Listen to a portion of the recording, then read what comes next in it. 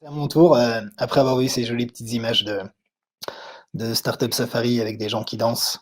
Nous voilà toutes et tous derrière nos écrans. C'est un peu moins glamour et agréable. Je crois encore plus pour moi parce que je vais passer 1 heure avec vous, mais je suis tout seul devant mon écran sans véritable interaction potentielle avec vous. Pour vous expliquer un petit peu comment ça va se passer cette heure-ci, en gros, je vais avoir une présentation qui va durer à peu près une quarantaine de minutes. Et puis après, on se laissera une vingtaine de minutes pour des questions-réponses, s'il y en a, et j'espère évidemment qu'il y en aura. Je vais tout d'abord remercier Startup Safari et MangoPay pour me permettre d'être ici ce matin pour vous parler de financement participatif et de comment scaler son projet, le faire passer à l'échelle via le financement participatif. Alors, le titre de la conférence est en anglais. Je ne l'ai pas choisi. Mais la présentation sera uniquement en français. Je suis désolé pour celles et ceux qui souhaitaient l'avoir en anglais. Mais tout simplement parce que, à la fois, nous, notre cible est essentiellement des projets francophones. Et puis aussi parce que je suis, à titre personnel, 1 000 fois plus à l'aise pour le faire en français. Donc voilà, on va parler pendant 1 heure de financement participatif et de faire grandir votre projet, en tout cas le faire passer à l'échelle par cette manière de financement-là. Et puis 40 minutes de présentation, 20 minutes de questions. Moi, je me présente en 2 secondes. Je m'appelle Adrien Bio, je travaille chez KissKissBankBank depuis un peu plus de 5 ans et je suis en charge chez KissKissBankBank de la partie business development. Donc, je coordonne le pôle projet qui comprend une dizaine de personnes qui accompagnons environ 3 à 4 000 projets chaque année pour qu'ils réussissent à aller collecter des fonds directement auprès du grand public sur notre plateforme. Alors, pour vous dire un petit peu comment ça va se passer, c'est 40 minutes. J'ai une présentation qui est un peu longue, qui me sert simplement de fil rouge pour pouvoir parler un petit peu du sujet. Et puis, j'ai tendance à être assez bavard. Et donc, ça me permet de me remettre un petit peu dans le droit chemin. En gros, en introduction, je vais juste redonner quelques bases sur le financement participatif pour les personnes qui savent vraiment pas de quoi il s'agit. Donc, de vous dire un petit peu, voilà, qu'est-ce que le crowdfunding, les différents modèles de financement, etc. Vous parler rapidement de notre expérience en tant que plateforme chez KissKissBankBank, et puis ensuite de rentrer dans le vif du sujet, c'est-à-dire pourquoi utiliser le crowdfunding pour faire grandir votre projet, à quel moment c'est le plus efficient, quelles sont les méthodes pour y arriver. Évidemment, 40 minutes, j'aurais pas le temps de rentrer vraiment dans tous les détails là-dessus, mais surtout, voilà, faire une grande introduction là-dessus pour vous redonner toutes les bases et puis pour vous donner un petit peu de méthodologie. Et mon but ce matin, c'est surtout de vous illustrer tout ça avec des projets qui ont grandi via le crowdfunding, avec des exemples concrets. Je vais vous parler de 3 projets concrets qu'on a accompagnés sur KissKissBankBank, qui sont passés par notre plateforme, qui sont toujours existants aujourd'hui, qui ont bien grandi, et sans qui, probablement, s'il n'y avait pas eu de campagne de crowdfunding, ils en seraient probablement pas là aujourd'hui. Voilà un petit peu, le plan que je vous propose. Donc j'ai gardé le titre en anglais puisque c'était le titre qui était proposé par Startup Safari, mais j'aurais pu le traduire sur comment faire passer à l'échelle. Alors, je sais que Scale, c'est compliqué à traduire, mais voilà, comment faire passer à l'échelle votre projet via le financement participatif. Je vais utiliser les 2 mots, hein, crowdfunding, financement participatif, qui est la traduction en français de crowdfunding, qui signifie, lui, plutôt financement par la foule. Mais les 2 termes veulent dire évidemment la même chose. Alors, voilà, je fais une petite pré-introduction en 4 minutes. Maintenant, pour revenir sur une introduction globale, à la fois sur le crowdfunding, sur les plateformes, sur KissKiss, et puis ensuite de vous donner vraiment, rentrer dans le sujet sur comment réussir sa campagne et puis comment faire grandir votre projet. Je commence simplement par vous reposer les bases. Tout est indiqué dans la slide. Alors, la présentation sera disponible évidemment après la conférence. Elle sera disponible sur le site internet de Startup Safari. Donc, vous n'êtes pas obligé de faire des captures d'écran ou de prendre des notes. Et puis, si jamais vous avez besoin d'autres présentations, je pourrais vous en envoyer des plus précises. Pour vous donner un petit peu les bases, qu'est-ce que le financement participatif? Donc, il s'agit tout simplement de faire financer son projet, ou en tout cas une bonne partie du projet, ou une partie minime, mais en tout cas une partie du projet, par le grand public directement. Il y a 4 modèles qui sont possibles par le crowdfunding. Il y a celui d'investissement qui consiste à prendre des parts de capital dans votre startup. Donc, vous ouvrez votre capital et puis au lieu d'aller voir uniquement des fonds, des business angels, vous pouvez aussi passer par des plateformes de crowdfunding qu'on dit crowd equity. Je vous en cite deux, il y a Naxago et WeSeed en France qui font ça très très bien. Il y a aussi des plateformes de prêt qui concernent le crowdfunding. Donc là, on vient parler de crowd lending. Donc il s'agit d'aller prêter de l'argent à des projets en échange d'un remboursement avec intérêt. Donc là, j'en cite deux. Il y a October qui existe et puis nous, chez KissKissBankBank, on a créé Lendopolis, qui est une plateforme dédiée aux projets d'énergie renouvelable sur le sujet il y a 5 ans. Et ensuite, il existe deux derniers modèles, celui du don, très souvent du don en échange de contrepartie.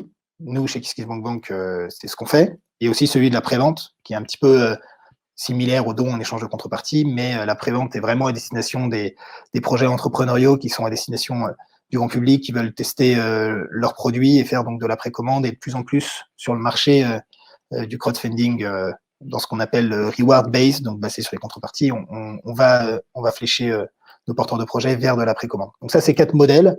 Nous, on va essentiellement parler ce matin du modèle du don en échange de contrepartie ou de la prévente, parce que c'est ce qu'on fait chez KissKissBankBank, et en général, les projets qui sont en création ou en développement et qui cherchent à aller scaler assez rapidement passent par ce modèle-là. Puis après, vous pouvez évidemment grandir d'échelle en faisant des levées de fonds un peu plus conséquentes, peut-être par du crowdfunding aussi en equity, etc. Mais en tout cas, on va se concentrer ce matin sur le don et sur la précommande. Et puis, donc ça, c'est côté porteur de projet, donc faire financer votre projet, votre start-up, votre projet entrepreneurial, mais associatif, humanitaire ou culturel aussi. Hein. Et puis, de l'autre côté, il y a la partie contributeur, c'est de permettre aux citoyens, à vous et moi, de contribuer à des projets qu'on a envie de soutenir et dont on a envie qu'ils voient le jour. Et donc, par là même, en fait, de reprendre simplement ce qu'on dit chez KissKissBankBank, de permettre au public de reprendre le pouvoir sur leur argent. Donc, de flécher votre argent, que ce soit du don, de l'épargne ou de l'investissement, sur des projets vraiment très précis, contrairement au financement traditionnel où c'est pas toujours le cas. Voilà, donc ça, c'est le crowdfunding. Et ensuite, il y a le rôle des plateformes. KissKissBankBank, on est une des multiples, il y a une centaine de plateformes de financement participatif qui existent rien qu'en France. On est une des plateformes. Le rôle de ces plateformes-là, donc on est des sites internet, tout simplement. Comme souvent sur les plateformes web, eh bien, notre rôle, c'est de désintermédier, donc de faire en sorte que le porteur de projet, dans notre cas, vienne toucher directement sa cible, qui va être sa communauté, le grand public, ou ses futurs clients. Et donc, notre rôle, c'est de faire un circuit court entre un porteur de projet et sa communauté, puis pour qu'ils arrivent à créer, à se tisser des liens entre eux, et notamment des liens financiers, en faisant des contributions de la communauté envers le porteur de projet, et puis en échange, de l'autre côté, du porteur de projet qui va envoyer une contrepartie ou une précommande aux personnes qui ont contribué. Et notre rôle, évidemment, c'est que derrière tout ça, une fois qu'on se dit qu'on est un outil de désintermédiation, c'est qu'on a un outil qui est notre site web, qui est très simple à prendre en main, qui a été créé vraiment pour faire en sorte que tout porteur de projet de tout type, qui sont en création, en développement, très gros ou vraiment à la naissance, puisse mener une campagne de crowdfunding. Et donc que tout ça soit vraiment facilité. Et puis pour le contributeur, de l'autre côté, qu'on facilite aussi le funnel de paiement. Donc on a un funnel de paiement qui est très très simple.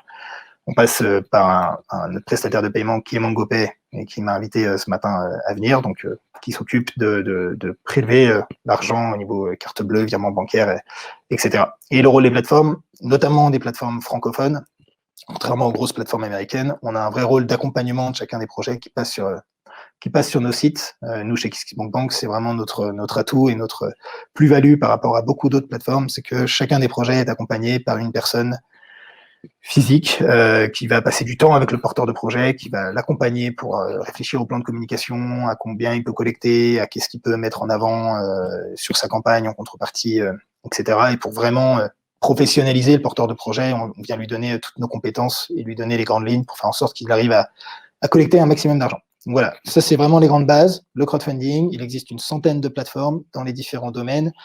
Nous, on va se concentrer sur le don et la prévente. Je fais juste une petite aparté aussi pour vous présenter un petit peu KissKissBankBank. Hein, c'est aussi pour ça que je suis là ce matin. C'est en tant que représentant de KissKissBankBank qui vous raconter un petit peu ce qu'on fait. Je ne vais pas être trop long sur le sujet, hein, mais c'est bien pour qu'on cadre les choses. KissKissBankBank, on est une plateforme donc de dons en échange de contrepartie ou de prévente, qui a été créé il y a 12 ans. On est les pionniers du financement participatif en France. On existe évidemment toujours, on a bien grandi. On a donc notre plateforme KissKissBankBank.com, et puis je vous ai indiqué en bas de la présentation les autres plateformes qu'on avait, c'est-à-dire qu'on a KissKiss, on a créé Lendopolis, qui est donc une plateforme de prêt rémunéré pour les projets d'énergie renouvelable, lendopolis.com. Et puis, on a fait l'acquisition de 2 autres plateformes dans notre univers du financement participatif au sens large. La première, c'est Goodid, qui est une application de publicité solidaire, en fait, qui vous permet de faire des dons en regardant de la pub, et donc d'aller soutenir des projets sociaux en regardant simplement une pub. Et on a aussi fait l'acquisition, il y a peu de temps, de Microdon, qui est une entreprise, une start-up qui fait de l'arrondi sur salaire et de l'arrondi en caisse pour celles et ceux qui vont faire leurs courses dans des magasins type Franprix. Très souvent, vous allez payer 9,80 €. Et puis, on va vous proposer d'arrondir à 10 et de donner les 20 centimes au secours populaire ou à une association du quartier. Voilà, donc ça, c'est KissKissBankBank et compagnie. On est donc 4 plateformes. Et moi, je vais vous parler essentiellement de KissKiss du côté don échange de contrepartie prévente. Vous dire aussi qu'on a un lieu qui, théoriquement, en temps normal, est ouvert tous les après-midi au public. Je vous dis ça parce qu'évidemment, depuis un an, avec confinement, reconfinement, on est fermé, mais on espère réouvrir à partir de cet été. C'est un lieu qui est dans le 10e arrondissement de Paris, qu'on met à disposition des porteurs de projets pour qu'ils puissent animer leur campagne, faire une soirée de remerciement des contributeurs, de lancement de leur campagne, on fait des conférences, etc., etc. On donne vie en fait à tous ces projets qui se financent sur le web. On en donne vie dans un lieu physique qui est à Paris, évidemment. Voilà, on est une plateforme française. Et pour terminer sur l'histoire de KissKiss, aujourd'hui, on est une filiale à 100% de la Banque Postale qui nous a racheté il y a 3 ans, sur lesquels en fait on fait très souvent du cofinancement qui passe par la Banque Postale et ensuite qui viennent sur KissKissBankBank. Donc ça a été un achat vraiment très vertueux, sachant qu'on garde évidemment notre autonomie. Mais voilà, on appartient aujourd'hui à un grand groupe du secteur financier. Donc le crowdfunding a fait son chemin évidemment en une dizaine d'années. Aujourd'hui, il est plus que présent dans le mode de financement, notamment sur les projets de création de start-up. Je vous ai juste mis une petite capture d'écran faite hier soir. Elle n'est pas très jolie en plus, je suis désolé, sur notre homepage. Vous pouvez aller voir évidemment kisskissbankbank.com. Donc, et là, vous arrivez sur la homepage sur laquelle on vient présenter à la fois des projets qui sont en cours de financement pour inciter le public comme vous et moi qui vient se balader sur le site à venir se renseigner sur le projet et puis pourquoi pas à venir y contribuer. Donc, on fait une sélection de projets chaque semaine qu'on va mettre en avant et puis vous retrouvez tous nos appels à projets. Avec des marques, avec des médias, etc. Allez vous balader pendant que je vous parle sur la homepage. Évidemment, elle est plutôt jolie et puis ça donne envie. Voilà, vous redire aussi donc qu'on intervient comme pas mal de plateformes. On est une plateforme généraliste. En fait, on se dit généraliste parce qu'on accompagne tout type de porteurs de projets. Nous, on préfère se dire plutôt multispécialiste parce qu'on a des spécialistes dans nos équipes de chacun des secteurs d'activité. Et donc, plateforme de dons avec contrepartie ou de prévente. Là, je vous ai mis les différentes causes qu'on soutenait, parce que quand vous arrivez sur la plateforme, vous pouvez choisir une cause et retrouver tout le type de porteurs de projets, tous les types de projets qu'il y a dedans.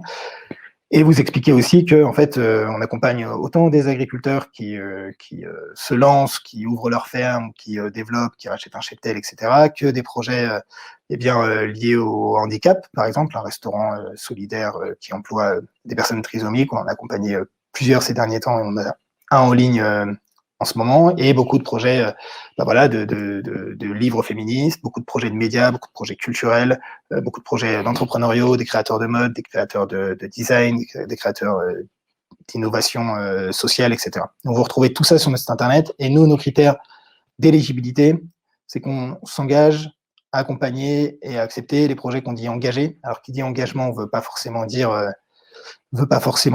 qu'il y a une cause militante, mais c'est simplement à portée collective. Les projets qui sont du domaine de la création, donc pour tout ce qui est projets artistiques et culturels, de l'innovation, pour tous les projets entrepreneuriaux, et les projets de la solidarité, donc c'est des projets associatifs ou d'ONG. Donc ça veut dire derrière qu'on n'est pas un outil de cagnotte en ligne, on ne peut pas financer le pot de départ du collègue sur KissKissBankBank, on refuse tous ces projets-là, on ne peut pas financer non plus des vacances ou l'anniversaire du grand-père. Nous, on vient financer des projets bien spécifiques qui correspondent à ces différents critères, ce qui fait qu'on fait une sélection tous les jours de projets qui nous sont envoyés, qu'on va accepter ou non, mais notre sélection, elle est relativement large. Tant que ça rentre dans un des champs, on finit par l'accepter. Et voilà, vous donnez 2-3 chiffres sur KissKissBankBank depuis sa création en 2009. On a collecté 200 millions d'euros, accompagné un peu plus de 42 000 projets, et surtout, le plus important, c'est qu'on a une communauté de 2 200 000 contributeurs qui sont inscrits sur la plateforme et qui ont contribué déjà à des projets et à accompagner tous ces projets, tous ces 40 000 projets qui sont en cours de financement. En ce moment, on est à 500 projets à peu près en cours de financement en live sur la plateforme, avec beaucoup de projets qui ne sont pas encore lancés. On commence une période qui est forte à partir du mois d'avril jusqu'à cet été. Alors, voilà pour la petite introduction au crowdfunding, les plateformes et KissKissBankBank. Maintenant, pour vous donner un petit peu plus d'idées sur les critères d'éligibilité, c'est-à-dire qui peut lancer une campagne de crowdfunding, avant d'entrer sur les raisons en fait et le pourquoi, vous donner les critères. En fait, je vous l'ai dit, c'est les projets créatifs, associatifs, entrepreneuriaux. Peu importe le statut juridique, c'est-à-dire qu'on peut faire une campagne en tant que micro-entrepreneur, mais en tant que SAS, en tant que SARL, il y a même des collectivités territoriales qui peuvent faire des campagnes. On peut faire une campagne en tant que particulier, évidemment, les associations, etc., etc. Donc, tout est accepté. Après, il y a des dispositifs juridiques et comptables qui sont un peu différents selon votre statut. On va demander, en deuxième point, à ce que le projet soit avancé et mature. C'est-à-dire qu'on ne vient pas financer une simple idée. Et ça, c'est assez important sur le sujet de ce matin, c'est-à-dire comment scaler votre projet via le crowdfunding. On va vous demander d'avoir, notamment pour les projets de start-upers qui ont un produit, d'avoir un prototype qui soit quasiment le prototype final, sans quoi, en fait, le public ne vous fera pas confiance. C'est-à-dire que si le projet n'est pas assez avancé et que vous êtes uniquement au stade de l'idée, il y aura assurément personne qui viendra contribuer à votre projet. Voilà. 2 derniers points.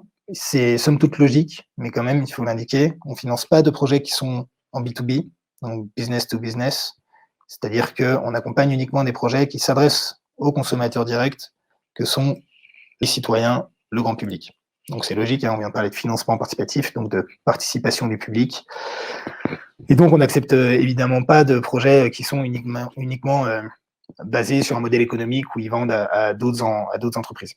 Et enfin, le dernier point, et c'est primordial quand on lance une campagne de crowdfunding, c'est qu'on a besoin d'être connu, on a besoin d'être un minimum connu, évidemment. On ne vous demande pas d'être des stars dans votre domaine, mais en tout cas, on vous demande d'avoir une communauté qui soit déjà présente derrière votre projet, sans quoi ça va être très compliqué d'arriver à collecter des contributions du public. On part toujours d'une communauté bien précise pour la faire grandir ensuite pendant la campagne et aller toucher l'infini et l'au-delà si vous le souhaitez. Mais en tout cas, il faut obligatoirement avoir une communauté qui soit déjà sourcée, qui soit intéressée par votre projet et prête à aller vous soutenir. Sans quoi, en fait, ça ne servira à rien de vous lancer. Vous allez rester à 0 € et si vous n'avez pas une communauté précise qui vient vous contribuer dès le début de votre campagne, vous n'arriverez jamais à toucher le grand public. Voilà pour les critères d'éligibilité et les objectifs. Alors, à quoi bon lancer une campagne ? Et vous voyez que mon dernier argument, c'est un petit peu le sujet d'aujourd'hui.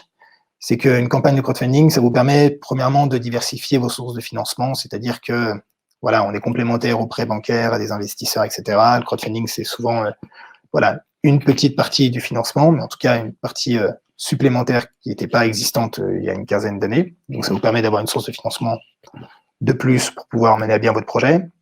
Le deuxième argument, c'est évidemment, ça vous permet d'avoir la trésorerie avant de lancer la production de votre produit. Donc, ça veut dire que si vous faites une campagne de précommande, vous présentez votre prototype, proposez aux gens de les acheter en pré-vente, pardon. Vous faites votre campagne et vous recevez l'argent à la fin de votre campagne. L'argent, vous le mettez sur votre compte en banque et ensuite, vous pouvez aller payer vos prestataires pour mener à bien votre production. Ce qui n'est pas un mince argument, bien évidemment, parce qu'on a beaucoup de porteurs de projets qui viennent pour ça.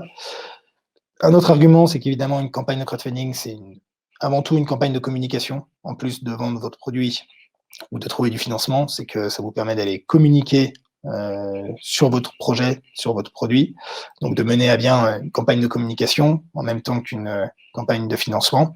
Donc c'est du win-win, tout simplement, et très souvent, on a beaucoup de projets qui réussissent à avoir pas mal d'articles de presse, des relais d'influenceurs, etc., pendant leur campagne, ce qui leur permet d'avoir déjà une grosse visibilité avant même que le projet voit le jour.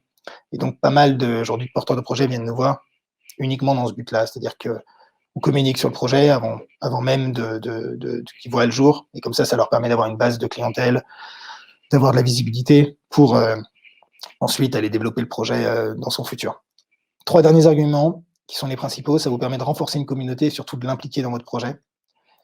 Dans le sens où tous les entrepreneurs et tous les porteurs de projets, quand ils demandent autour d'eux et qu'ils présentent leur projet, je pense que, étant donné que le public est bienveillant, évidemment, tout le monde leur dit que leur projet est chouette. Et il y a une différence entre dire que le projet est intéressant et y contribuer, il y a une différence qui est énorme, il y a un gap vraiment très important. Et donc, une campagne de crowdfunding, ça vous permet en fait de voir à quel point votre communauté est impliquée, c'est-à-dire de voir entre les gens qui sont intéressés dessus, qui vous suivent sur les réseaux sociaux, et les gens qui sont prêts à aller vous soutenir financièrement ou aller acheter votre produit, et ben d'aller voir à quel point il y a une distorsion entre les deux, ou alors une proximité entre les deux, et que vous partez pas en fait dans un projet où potentiellement vous n'avez pas de clients, ou potentiellement votre communauté n'est pas du tout impliquée, etc. Derrière vous. Et ce qui veut dire derrière, c'est qu'une campagne de crowdfunding, c'est avant tout une campagne, c'est un test de marché. Ça vous permet d'aller tester grandeur nature votre projet ou votre produit auprès du public, auprès de votre public cible. Donc, vous proposez en contrepartie dans votre campagne votre produit, mettons un t-shirt, vous faites votre campagne, vous allez mener une campagne de communication pour toucher un maximum de monde. Et puis, si ça ne prend pas du tout, c'est-à-dire s'il y a 3 personnes qui achètent le t-shirt et c'est uniquement vos cousins et vos amis, bon, bah, ça montre qu'il n'y a potentiellement pas de marché et qu'il ne faut pas lâcher votre boulot pour vous lancer dans ce projet-là. L'inverse, surtout, est très valable. C'est gage de confiance en soi aussi, et gage de confiance en son projet. C'est-à-dire que si vous vous rendez compte que ça prend bien, que à la fois votre premier cercle est mobilisé, et puis vous arrivez à toucher des inconnus, et que vous arrivez à vous réveiller le matin, à avoir plein de personnes que vous connaissez ni d'Ève ni d'Adam et qui contribuent à votre projet, eh bien, ça vient montrer qu'il y a un intérêt potentiel de votre public pour votre futur produit. Et donc ça, c'est l'argument numéro 1, d'ailleurs, pour les entrepreneurs qui se servent de la prévente là-dessus et qui, peut-être, derrière, peuvent faire effet de levier pour aller trouver des investisseurs en leur disant, vous voyez, j'ai prévendu tant et tant de mes produits, il y a un public, donc j'ai besoin de lever plus d'argent pour, là aussi, passer à l'échelle. Et le dernier argument, c'est qu'une campagne de crowdfunding, c'est une campagne de vente. Vous proposez un modèle économique, et donc vous allez toucher votre public cible, et derrière, vous passez à l'échelle, dans le sens où vous avez un prototype, vous avez un produit, et puis vous passez à l'échelle où, ça y est, vous le vendez, et donc potentiellement, vous allez grossir, et potentiellement, si c'est un succès, vous allez recruter du monde, et potentiellement, vous allez avoir pas mal de financements supplémentaires qui vont venir à la fois de la campagne, mais liés à la campagne, des subventions qui peuvent tomber derrière par effet de levier, et donc vous passez à l'échelle par une campagne de crowdfunding entre le moment où vous créez ou le moment où vous voulez vous développer et le moment où votre campagne elle est réalisée. Et donc l'enjeu là, c'est de vous montrer un petit peu comment ça se prépare, comment ça se travaille. Et encore une fois, je viendrai sur 3 exemples concrets pour vous en parler. Je vais très vite là-dessus, c'est simplement pour vous donner une méthodologie, c'est-à-dire que sur les plateformes de crowdfunding, aujourd'hui en France, on fonctionne essentiellement sur une méthode qu'on dit du tout ou rien. Donc, pour vous donner un petit peu la méthodologie, c'est le porteur de projet vient, il dit voilà, j'ai besoin de prévendre 100 de mes produits pour pouvoir lancer ma production. Il se lance sur une durée limitée qui est de 60 jours au maximum, mais qui est plutôt aux alentours de 35-40 jours aujourd'hui de moyenne, c'est largement suffisant. Et il se lance, s'il n'atteint pas les 100 en prévente pendant la durée impartie, et qu'il en prévend que 60-80, on rembourse tout le monde, nous on ne se paye pas, on ne prend pas de commission parce que ça veut dire qu'on vous aura mal accompagné, et le porteur de projet ne reçoit pas d'argent. Donc on oblige à aller atteindre un palier minimum, et alors c'est soit un nombre de préventes, soit c'est un montant financier. Vous dites, voilà, j'ai besoin de 50 000 euros pour lancer mon produit et le créer, et donc lancer la production. Si vous n'atteignez pas les 50 000 euros, eh bien on rembourse tout le monde, et donc c'est à la fois un échec, mais à la fois ça vous permet aussi de savoir et de comprendre pourquoi. Et évidemment, ce tout ou rien, il répond à 2 critères. C'est qu'un projet, il a un besoin de financement minimum pour voir le jour, et si ce besoin n'est pas atteint, eh bien probablement votre projet va au moins être retardé, voire va être annulé, va s'arrêter. Et puis le deuxième point, c'est que le fait qu'il y ait une barre avec les 100% à les atteindre, ça crée un jeu, une compétition avec les contributeurs, un challenge en tout cas pour aller atteindre ces 100%, et notamment dans les derniers jours, il y a beaucoup de contributeurs qui se réveillent pour vous filer un petit coup de pouce et vous aider de passer à 86, à 89%. Quelqu'un qui voulait vous donner juste 20 euros et qui se dit ah bah, je vais peut-être donner 50 euros. Et donc on reçoit beaucoup plus de contributions avec cette méthode-là. Voilà. Et puis sur la méthodologie, je vous l'ai dit, on a un accompagnateur, un coach, on appelle ça chez KissKiss, dédié à chaque projet pour l'accompagner du mieux possible. On a un modèle économique sur les plateformes de crowdfunding qui est qu'on prend une commission. Chez KissKissMoment, on prend une commission qui est de 8% en TTC, qui comprend l'accompagnement, la mise en avant potentielle, et puis le prestataire de paiement, bien évidemment. Et enfin, vous donnez un chiffre aussi, c'est qu'on a un taux de réussite qui est de 75%. Ça veut dire que 3 projets sur 4 qui se lancent aujourd'hui sur KissKissMontBank réussissent à se financer, à dépasser les 100% et donc à récupérer les fonds. Il y a encore 25%, vous me direz, qui n'y arrivent pas. C'est somme toute logique, c'est 25% de projets où on a beau les mettre en garde sur l'objectif qui est trop élevé, ou les contreparties pas assez favorables, ou le fait qu'ils ne communiquent pas assez, eh bien, ils lancent leur campagne et puis ils pensent que l'argent va tomber du ciel, alors que c'est évidemment jamais le cas. Et 2 derniers chiffres, on collecte en moyenne 8 000 euros par projet. C'est une moyenne, ça veut tout rien dire. On a des projets de courts-métrages étudiants qui viennent simplement collecter 500 € pour financer du matériel. Puis on a des projets qui viennent dépasser 100 000, 500 000. L'an passé, on a eu 2 collectes sur KissKissMonkBank qui ont dépassé 1 million d'euros. Vous voyez, c'est une moyenne à 8 000. Mais en tout cas, ça permet d'avoir une base pour se dire, OK, au-dessus de 20, 30 000, vous allez être un gros projet, donc il va falloir passer du temps sur la campagne. Et on a un don moyen qui est de 67 € sur la plateforme. Voilà un petit peu pour la méthodologie. J'accélère un peu. Alors là, j'ai essayé de répondre à comment passer à l'échelle grâce au crowdfunding, dans le sens où c'est simplement vous donner là aussi une méthodologie sur comment mener à bien votre campagne, quels sont les prérequis. Alors, je vous en ai donné certains, mais maintenant qu'on se dit que lancer sa campagne, ça vaut le coup pour aller grandir, pour aller toucher du monde, à la fois pour aller tester votre marché, pour aller toucher un public cible, une audience, et puis voilà, pour lancer vous lancer en grandeur nature, y aller tester tout ça, et en profiter pour faire un plan de com. Eh bien, quelle est la méthodologie pour le faire? Alors, je vous ai simplement mis 3 idées principales, mais qui sont somme toute les plus importants. Pardon. Le premier point, c'est de travailler votre storytelling avant même de vous lancer. C'est-à-dire que la personne qui va tomber sur votre page projet, il va falloir la persuader de vous donner de l'argent. Et donc, évidemment, derrière, il faut raconter la belle histoire. Il faut lui expliquer voilà, comment vous avez eu l'idée, la genèse du projet, où vous en êtes aujourd'hui, et où est-ce que vous allez être demain, notamment suite à la campagne de crowdfunding. Et donc là-dessus, il faut avoir des compétences chez vous en interne, et si vous ne les avez pas, faites-vous aider par des agences, ou par des freelances, ou par des gens de votre entourage. Mais en tout cas, il faut avoir des compétences vraiment en écriture, en communication, parce qu'il faut raconter la plus belle histoire possible pour inciter les gens à sortir leur carte bleue. C'est-à-dire qu'ils ne viennent pas uniquement en tant que consommateurs pour acheter un produit, ils viennent aussi parce que votre projet va correspondre à une cause ou alors à une thématique sur lesquelles votre communauté et le grand public va vouloir la défendre. Alors, je vous ai mis un exemple avec Hubert, qui est un jeune Lillois. Enfin, jeune, il a la trentaine maintenant, Hubert. Hubert, il a décidé de créer une marque qui s'appelle La Vie est belle. Il avait fait une première campagne chez nous, il était en tout début de création de son projet, et en fait, il récupérait des chambres à air de roues de vélo, et il en faisait des nœuds papillons et des ceintures. Ça, c'était il y a un peu plus de 3 ans. Et donc, il a fait une première campagne en se lançant et en se disant, bon, bah voilà, j'ai pas d'argent, j'ai aucun moyen de faire de la publicité j'ai pas assez d'argent pour faire de la pub potentiellement, je sais même pas si ça va trop marcher, donc je vais tenter une campagne de crowdfunding en mettant en contrepartie mes ceintures et mes nœuds papillons un petit peu moins chers que quand je vais les sortir d'un point de vue public, donc je vais aller tester le marché. Et il a fait une campagne en la menant solo, mais très bien, et en y allant vraiment de manière pushy, quoi, en incitant à la fois ses proches, son public, etc., les gens de Lille et puis ailleurs, à contribuer à son projet. Il voulait 10 000 € pour lancer une première production, c'était un premier test, et puis il a mené sa campagne tout seul. Il a eu 269 contributeurs, il a dépassé les 10 000 €, 11 553 €. Ça lui a permis de s'assurer du fait que il pouvait se lancer dans cette aventure entrepreneuriale, donc passer à l'échelle, c'est-à-dire passer de l'idée à « ok, je réalise véritablement mon projet ». Et puis évidemment, derrière, ça lui a fait de l'argent en vue de lancer sa production, ça lui a permis de faire une campagne de com, parce qu'il a eu plein d'articles de presse, etc. Et donc ça a été un beau succès. Et là-dessus, il a tout travaillé, son storytelling, il était très simple, c'est du recyclage, c'est de l'upcycling, il récupère des chambres à air, il en fait des vêtements de mode, et il avait une super vidéo, etc. derrière pour aller présenter tout ça. 2 ans plus tard, même pas, 1 an plus tard, pardon, Hubert il est revenu nous voir, parce qu'après les nœuds papillons et les ceintures, il est à Lille, et Lille, c'est une région très présente au niveau du textile, et il avait la possibilité de recevoir pas mal de restes de textiles, alors je sais plus comment on appelle ça, mais bref, en tout cas, il avait des contacts dans cette industrie du textile sur lesquels il y avait pas mal de gâchis de textile, et il s'est dit en fait je vais récupérer tout ce textile-là et je vais en faire potentiellement des caleçons, et des caleçons un peu originaux, dont pas un seul va se ressembler.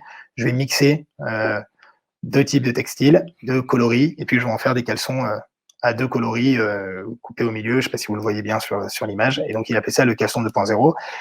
Et il ne s'est pas posé la question, il s'est dit, je refais une campagne de crowdfunding pour voir s'il y a vraiment un intérêt du public, pour voir si ça marche. Il a travaillé son storytelling à nouveau sur l'upcycling, comme quoi il récupérait tout ce textile-là et qu'il leur permettait en fait d'avoir une deuxième vie, et puis de voir si vraiment c'était une idée un peu à la con qu'il avait, ou alors si vraiment il y avait un intérêt du public. Il a lancé sa campagne, il avait un peu plus de moyens, il a fait encore une plus jolie vidéo, il a mis un petit peu d'argent sur les réseaux sociaux pour arriver à toucher une communauté un peu plus large que la sienne. Nous, on l'a mis en avant aussi côté KissKissBankBank. Et puis là, il a besoin de faire 100 préventes de caleçons. Il en a réalisé 8 fois plus. Il en a prévendu 804. Il a eu 655 contributeurs. Donc, vous voyez, en un an, il a triplé le nombre de contributeurs liés à sa campagne. Et ça a été notamment tout le storytelling. Et donc, Hubert, son maître mot, c'était raconter la belle histoire. Il se mettait en avant lui, sur la vidéo, sur la page projet. Il mettait évidemment en avant ses produits, sur le côté recyclage, comme quoi, bon, toutes les causes environnementales, etc., qu'il venait mettre en avant. Et ça a très bien marché. Et donc lui, ça lui a permis de vraiment passer à l'échelle. Et évidemment, aujourd'hui, La Vie est Belle existe toujours aujourd'hui. Il a recruté un petit peu de monde, et notamment, ça s'est lancé grâce vraiment au financement participatif. Et puis, probablement, il refera des campagnes pour des prochains produits dans les prochaines années. Le deuxième point, c'est, je vous l'ai dit déjà, mais on insiste dessus, c'est d'avoir une communauté qui soit déjà prête à vous soutenir. Et j'ai oublié le E après, je suis désolé, je le corrigerai. Donc ça veut dire que ne faut pas vous lancer en partant de zéro. Évidemment, quand vous allez lancer votre campagne, il va falloir avoir une communauté d'inscrits, de personnes qui connaissent votre projet, de personnes qui vous ont laissé leur mail, qui vous suivent sur les réseaux sociaux, qui soient prêts à vous lancer en phase de démarrage. Parce qu'évidemment, dans le crowdfunding, ça se joue tout dans les 48 premières heures. On voit assez rapidement si les projets ont un intérêt ou pas. Et donc, il faut partir avec une communauté qui soit enthousiaste derrière votre projet et aller vraiment à fond pour vous soutenir dès les premières heures. Donc, ça veut dire peut-être que derrière, il faut créer une landing page pour dédier à votre projet en précisant que vous allez bientôt lancer une campagne et donc de laisser votre mail et puis vous communiquer dessus et on voit, vous faites de la captation de leads, comme on appelle ça, pour récupérer un maximum de personnes intéressées pour les shooter dès le début de la campagne, pour leur disant que le produit ou le projet est lancé.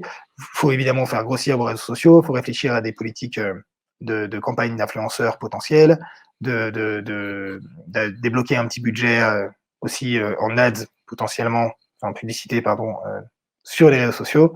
Et donc d'avoir cette communauté déjà au départ qui, quand vous allez lancer, vous leur écrivez individuellement le plus possible, en tout cas personnaliser tout ça pour faire en sorte que ça démarre. Je vous ai mis l'exemple de la Maison des Canuts qui est pas vraiment un lieu entrepreneurial, même s'il l'est, c'est tenu par un couple, les Varennes, qui sont à Lyon. Ils ont récupéré un musée privé qui s'appelle la Maison des Canuts, donc qui vient parler des canuts à Lyon, qui sont des tisseurs de soie au 19e siècle. Ils ont évidemment été très impactés par la crise du Covid, parce que leur seul modèle économique, c'était d'avoir du public qui rentrait dans leur musée privé, qui venait acheter leurs créations, etc. Donc là, ils ont fermé et ils sont venus nous voir en nous disant, voilà, il nous faut 50 000 € pour survivre. L'avantage qu'ils avaient, évidemment, c'est que non seulement le storytelling était plutôt simple de raconter l'histoire du musée et puis l'impact de la crise, mais aussi ils avaient une grosse communauté, des gens qui les suivaient, qui étaient prêts à les soutenir. Je vous ai mis une capture d'écran pendant leur campagne. Là, ils l'ont terminé. Ils ont atteint quasiment 90 000 € et puis pas loin de 1000 contributeurs. Et donc, il y avait vraiment une communauté qui était là, qui était présente pour les soutenir à fond. J'accélère un petit peu parce que je voudrais vraiment vous parler des trois derniers projets par la suite. Mais le dernier point aussi, ce qu'on va vous demander, c'est de maîtriser les réseaux sociaux et le web marketing pour arriver à capter votre audience et surtout à la convertir en contributeur. Donc, ça veut dire qu'une campagne de crowdfunding aujourd'hui, notamment sur les campagnes de prévente, ça s'apparente de plus en plus à une campagne de vente en ligne, d'une campagne de e-commerce, et donc c'est du web marketing, et donc de maîtriser vraiment tous les réseaux pour arriver à faire en sorte que vous captiez voilà, votre communauté qui vient contribuer, et puis une audience supplémentaire pour aller la toucher, et donc de réfléchir à un plan de communication. Je vous ai mis un schéma qu'on utilise beaucoup dans le crowdfunding, qui est le sujet des cercles concentriques, avec un premier cercle, un deuxième cercle qui va être votre communauté, et puis un troisième cercle qui est vraiment le grand public. Donc ça, c'est vraiment les prérequis pour arriver à faire en sorte que vous arriviez à réussir votre campagne et donc derrière à passer à l'échelle. Pour vous illustrer tout ça, je vais vous parler de 3 exemples concrets. J'ai peur de dépasser de 11h40, mais je vais accélérer. Je ne vais pas être trop long du coup sur les transformers. Les transformers, c'est 4 amis qui sont à Montpellier qui ont eu l'idée de créer un pot de fleurs composteur. Donc il y a d'un côté une plante qui pousse et puis de l'autre côté il y a le composteur. Ils ont créé le projet à côté de leur boulot respectif et puis ils ont fait un prototype qu'ils ont fait tester, ils sont allés sur des salons, ils l'ont montré, ils ont récupéré les adresses mail de personnes, etc.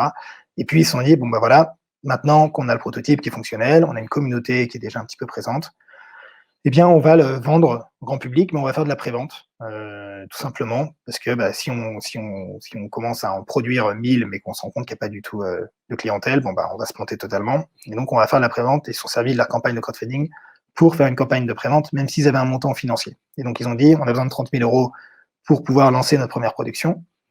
Ils ont mené leur campagne, ils avaient un storytelling qui était très chouette parce que voilà, c'est un pot de fleurs, composteur, donc promouvoir le compost en ville, dans les appartements, et puis derrière, il y a une plante qui pousse bien évidemment. Ils maîtrisaient évidemment les réseaux sociaux et le web marketing. Ils ont mené une campagne vraiment digitale à proprement parler, sur laquelle ça a super bien fonctionné. Ils ont réussi à capter beaucoup de personnes qui n'étaient pas du tout dans leur réseau. Puis ils avaient une communauté déjà au départ qui était prête à les soutenir. Et au final, ils ont fini à 127 000 euros. Donc ça a été de l'argent. Ça a été un coup de com' parce qu'ils ont eu des articles dans toute la presse. Et ils sont passés à la télé, beaucoup de presse écrite, etc. Alors qu'ils avaient toujours un seul prototype. Ils ont renforcé leur communauté parce qu'ils ont fini à 522 contributeurs. Donc sur les 522, il y en avait à peu près 450 qui ne connaissaient pas du tout. Donc vous voyez, ils avaient une communauté, on va dire, de 70 personnes, 70 contributeurs, et puis 450 qui sont allés récupérer ailleurs. Donc ça leur a permis de grossir tout ça et de voir, enfin voilà, de faire grossir leur communauté. Et le dernier argument, passe à l'échelle, c'est un test de marché, ça montre qu'il y a un intérêt. Ils ont quitté leur job, ils sont à 100% maintenant sur les Transformers, tous les quatre, et ils sont passés à l'échelle parce qu'ils avaient un prototype. Maintenant, ils en ont prévendu 522, ils ont levé 127 000 euros, ce qui est relativement conséquent. Ça leur a permis de montrer qu'il y avait un intérêt derrière, et donc ils grossissent petit à petit et ils vont à terme recruter. Et sans la campagne de crowdfunding, probablement ils en seraient, enfin même pas probablement, ils en seraient tout simplement pas là où ils en sont aujourd'hui. S'ils étaient venus témoigner, ils pourraient très bien vous en parler. On les fait témoigner souvent parce qu'ils sont des bons représentants du crowdfunding et de KissKissBankBank. Vous parlez aussi un autre projet que vous connaissez peut-être. Alors, je vous parle de 3 projets. Il y en a un qui avait une communauté, qui s'est servi des réseaux sociaux et surtout qui l'a fait passer en échelle. C'était celui précédent, donc Transformers, donc qui a bien fonctionné. Lui, mon petit gazon, donc avant on était sur un produit qui était relativement cher, mais en tout cas un produit spécifique. Là, je vous parle d'un projet qui avait un produit, qui avait une communauté, mais qui avait c'était pas de la prévente qu'ils ont proposé, c'était plus un acte de soutien. Leur but, ça a été de se servir de la campagne de crowdfunding pour aller passer à l'échelle, dans le sens de montrer qu'il y avait un intérêt, que le public était prêt à payer pour ce qu'ils faisaient. Ça, c'était le premier point. Et le deuxième point, pour potentiellement arriver à lever des fonds derrière et de montrer que, voilà, selon le nombre de contributeurs qu'ils avaient, eh bien, ça montrait qu'il y avait vraiment des gens qui étaient engagés, qui étaient prêts à payer, et donc ça allait intéresser peut-être des fonds d'investissement, des business angels, etc. Mon petit gazon, si vous ne connaissez pas, allez vous inscrire tout de suite, c'est un jeu de foot, de fantasy football. Donc vous créez votre équipe entre potes, vous créez des ligues entre potes avec un budget, et puis vous jouez contre vos amis, mais les résultats dépendent du monde réel selon les joueurs que vous avez. On ne parie pas d'argent, il n'y a aucun argent à gagner, et donc c'est juste un jeu entre potes. Et ils ont créé pour la Coupe du Monde 2018 un autre jeu qui s'appelait Mon Petit Prono, auquel vous avez peut-être joué, qui était un jeu de pronostic très simple sur le web et sur la Coupe du Monde. Ils ont eu pour Mon Petit Prono 800 000 joueurs. Nous, quand ils sont venus nous voir, c'était avant ça, c'était en 2016, ils étaient 3 potes qui ont décidé de créer ce concept-là pour rigoler. Puis en fait, ils n'ont pas mis un seul euro de pub. Puis ils en ont parlé à leurs amis, leurs amis de leurs amis. Puis il y a eu un effet d'engrenage, la toile d'araignée qui s'est agrandie, parce que chacun qui jouait, en parlait à son pote, qui s'inscrivait, etc., etc. Donc sans mettre un seul euro de pub, ils avaient 400 000 joueurs quand ils sont venus nous voir en nous disant, voilà, on a un site internet qui a même pas d'application, il était très moche à l'époque. Nous, c'est notre projet à côté, mais on a envie de voir si on pouvait consacrer notre vie, en tout cas les prochaines années. Et donc, on va faire une campagne de crowdfunding, montrer qu'il y a un intérêt du public, voir si les gens sont prêts à aller nous filer un petit coup de main et voir si notre communauté est engagée. Ils ont fait leur campagne, ils voulaient 16 000 euros, ils ont largement dépassé. En contrepartie, c'était vraiment que des trucs qui étaient un peu symboliques, parce qu'ils n'ont pas vraiment de produits à prévendre, étant donné qu'il n'y a rien qui est payant quasiment sur leur application. Et donc, ils ont eu 1600 contributeurs. Vous voyez, on avait un panier moyen qui était relativement faible, puisqu'à la fin, ils ont collecté 40 000 euros, donc on devait être à 25 euros de panier moyen. Eux, le plus important, c'est pas les 40 000 euros, ça leur a fait de l'argent pour aller améliorer leur appli, lancer la ligue anglaise, parce que c'était leur but, et donc se lancer un petit peu à l'international. Et puis surtout, le plus important, ça a été les 1600 personnes qui, voilà, ça leur a montré que, ok, il y avait du monde derrière, c'est gage de confiance en eux, et que potentiellement, il y a un futur public et donc un modèle économique. Et pour vous raconter un petit peu la suite de l'histoire, pourquoi ça a été hyper important dans leur histoire, Martin, qui est le cofondateur de Mon Petit Gazon, quand il présente Mon Petit Gazon, il parle souvent de sa campagne de crowdfunding parce que ça lui a permis derrière, effectivement, encore une fois, d'avoir une preuve de concept, mais surtout, dans vue d'aller lever des fonds par la suite, ils se sont servis de cette campagne pour aller trouver des investisseurs. Et en fait, sur les 1600 contributeurs qu'ils ont eus, il y avait un DJ qui est relativement connu qui s'appelle Martin Solveig. Ils avaient créé une contrepartie à 2 000 € qui était un peu loufoque, qui proposait d'aller jouer au foot contre eux. Et Martin Solveig est venu contribuer sur 2 000 €. Il le connaissait ni David Adam, il leur a laissé un message. Et puis en fait, ils se sont rencontrés par la suite en disant viens jouer au foot avec nous, du coup, tu as le droit à ta contrepartie. Puis ils sont devenus amis, ils se sont rapprochés. Et quand ils ont fait une levée de fonds, ils ont fait une levée de fonds avec des business angels. Ils ont levé 1,5 million d'euros. Et il y avait notamment Martin Solveig parmi les business angels de Mon Petit Gazon. Et donc, sans la campagne de crowdfunding, en fait, la campagne de crowdfunding leur a permis aussi d'aller faire du crowdsourcing, d'aller sourcer eux-mêmes des investisseurs ou d'aller sourcer des personnes qui étaient plus qu'intéressées pour eux pour aller mettre potentiellement un peu plus d'argent. Et donc là, ça leur a vraiment servi dans leur cas précis. Et donc, si on parle de passage à l'échelle, eh ben, on est typiquement sur le sujet dans le cas de Mon Petit Gazon, qui était un projet amateur, même s'il y avait du monde derrière, avant leur campagne de crowdfunding. Ils n'étaient pas sûrs d'y consacrer leurs prochaines années. Aujourd'hui, ils sont une équipe de 15 personnes au total. Ils ont levé 1,5 million d'euros grâce à la campagne de crowdfunding. Et donc, Mon Petit Gazon continue sa vie et il relance Mon Petit Prono par la suite. Et je vais très vite sur le dernier exemple de projet pour parler d'un autre projet qui est passé sur KissKissBankBank dans le but de passer à l'échelle. 900 Care, c'est Thomas et Emery qui ont décidé de créer des produits de la salle de bain écologique, un peu voilà, un gel moussant, un dentifrice, un déodorant et un gel douche, où en fait ils mettent des simples capsules. Donc vous avez votre peau, et puis vous mettez les capsules dedans avec de l'eau, et ça vous fait votre gel moussant, et vous recevez votre déodorant tous les mois, etc. Donc évidemment, c'est bon pour la planète. Ils ont fait une campagne sur une autre plateforme juste avant de venir nous voir. On savait qu'ils allaient lancer sur une autre plateforme, mais ils sont venus nous voir en fait parce qu'on a un outil chez KissKissBankBank qui est la prolongation de campagne, c'est-à-dire qu'on permet à nos porteurs de projets qui viennent faire une collecte chez nous de continuer pendant 60 jours, à continuer à prévendre ou à vendre directement sur notre site internet et de continuer à bénéficier de toute la campagne de communication qu'ils ont menée pendant la campagne. Et donc, ils sont venus nous voir pour ça. Ils ont fait une campagne à nouveau de 30 jours. Ils avaient prévendu 4000 produits sur l'autre plateforme. Et puis, chez nous, ils ont continué en fait à faire de la vente en ligne. Ils n'avaient pas encore leur site e-commerce.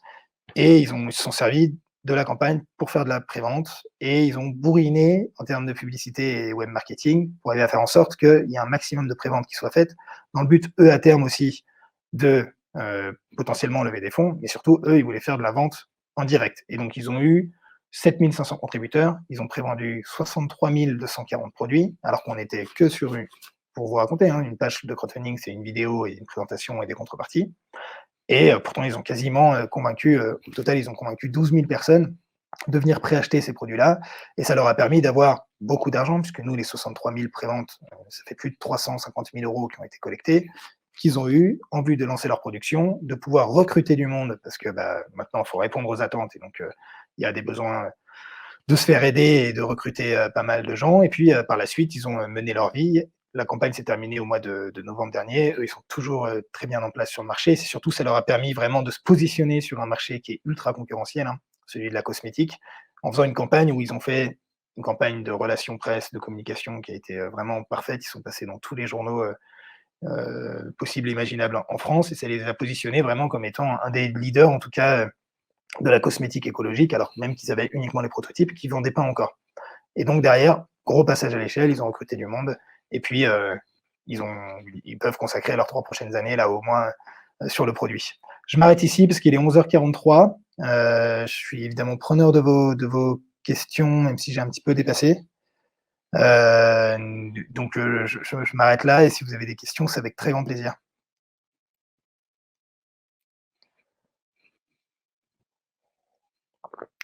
Alors, il y a différents déductifs.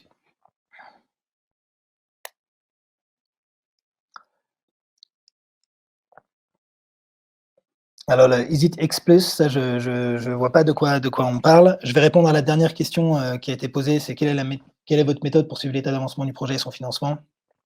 Et si le budget prévu est inférieur au budget réel? Alors en fait, on a développé une méthode pour suivre l'état d'avancement du projet. En fait, nous, on est en contact avec le porteur de projet en amont, avant qu'il lance sa campagne, évidemment.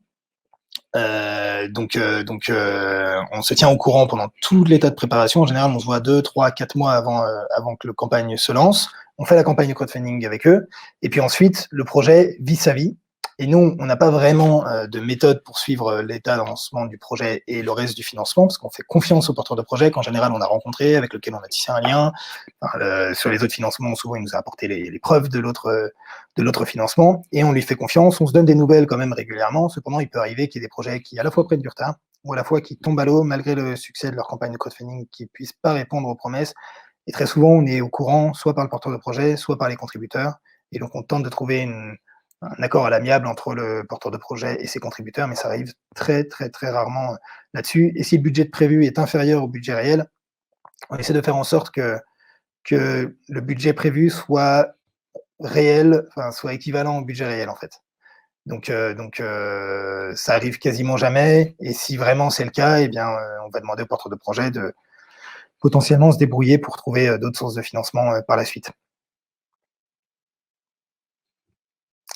Il y a une autre question sur quels sont vos critères de sélection de projet. Alors, je l'ai indiqué un petit peu au début. Nos critères de sélection des projets, c'est qu'on accompagne uniquement des projets qui sont à portée collective, qui sont du domaine de la création, de l'innovation et de la solidarité.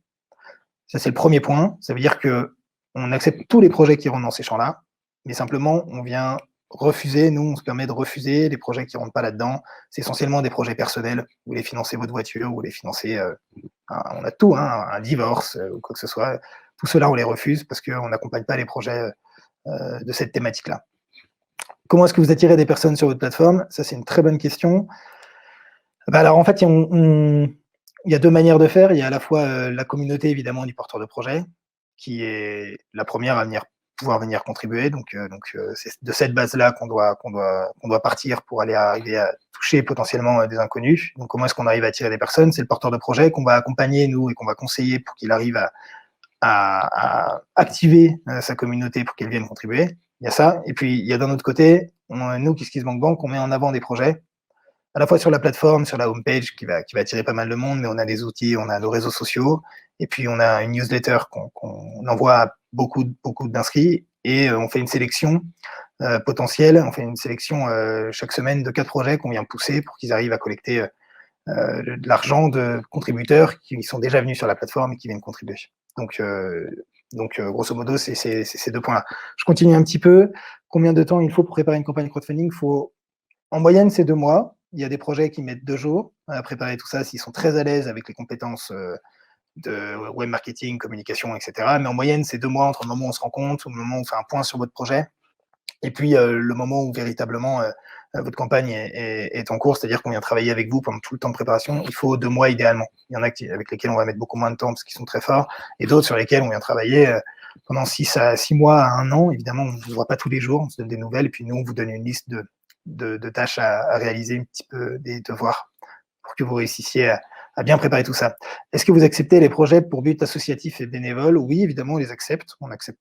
Enfin voilà, les projets du domaine de la solidarité sont très présents sur KissKissBankBank. C'est à peu près 30% de nos projets. Donc, on a beaucoup d'associations globalement. Et comment est-ce que vous vous distinguez des autres plateformes de crowdfunding? C'est quoi le principal truc qui vous différencie?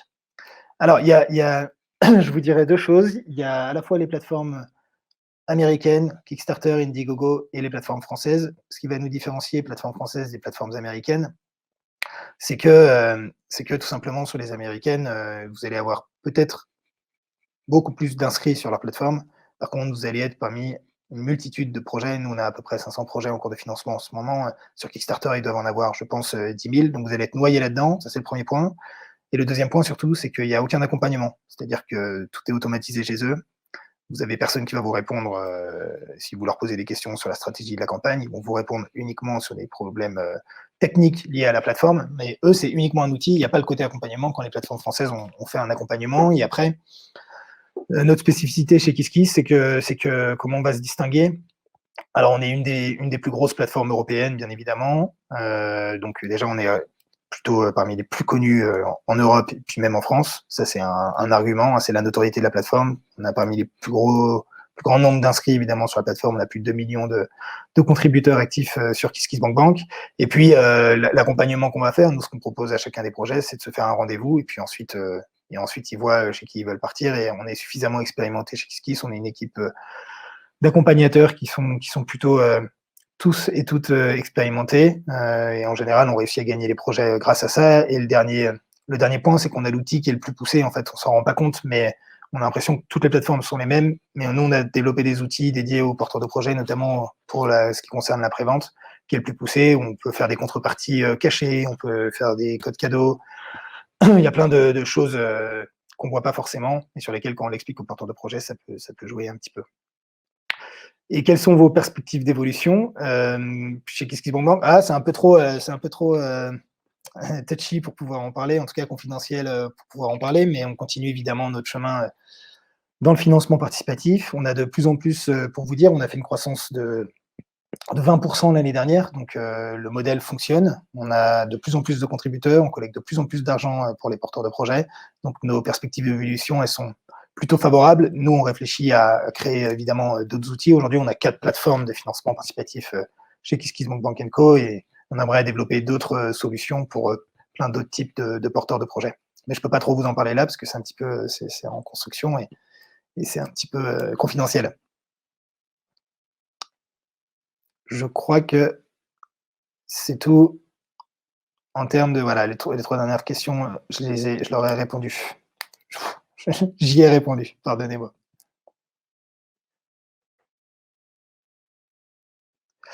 Bon, bah, écoutez, merci à vous, merci beaucoup, vous retrouverez la présentation sur le site internet, de Startup Safari. N'hésitez pas à me faire un mail, j'espère qu'il y aura mes contacts, enfin voilà, je vais mettre mes contacts, dans la présentation. N'hésitez pas à me faire un mail si vous voulez, qu'on se rencontre et qu'on aille plus loin, et je vous souhaite une bonne journée et un bon Startup Safari et à très bientôt. Merci pour tout.